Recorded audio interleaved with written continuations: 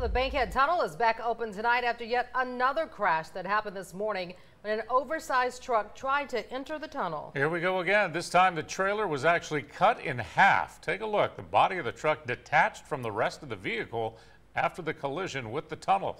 NBC 15's Karis Harmon joins us live tonight. Karis, this is at least the 5th time this year that something like this has happened in the tunnel. Yeah, Kim, Greg, and some are wondering why this keeps happening, especially with so many warning signs. The average height of a semi-truck is around 13.5 feet tall, whereas the Bankhead Tunnel has a 12-foot clearance. The height difference has caused trouble over the years, leading to several crashes and wrecks, even though there are several warning signs prior to entering the tunnel. The first warning sign. The first thing that a truck driver will see is a sign that gives him the clearance. It tells you what the clearance is. The second warning sign.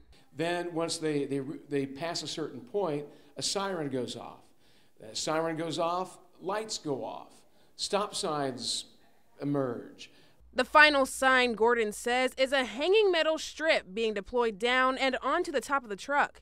Gordon says many drivers and the driver that collided with the tunnel today often ignore the very obvious warning signs. All those things are happening all at once, and that should stop that driver, but they choose to keep on going.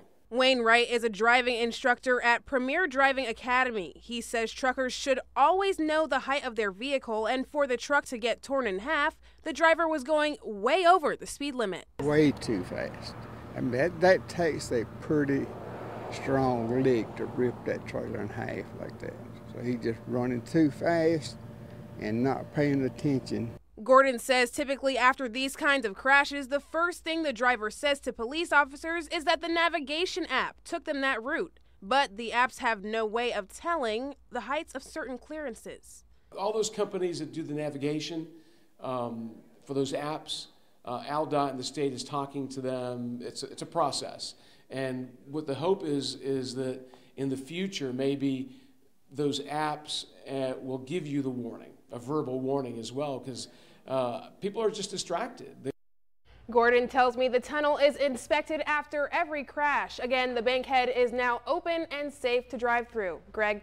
All right, Karis, and we first alerted you to the tunnel closure today with a breaking text alert. Make sure you download our free NBC 15 News app and sign up for text alerts for breaking news on the go.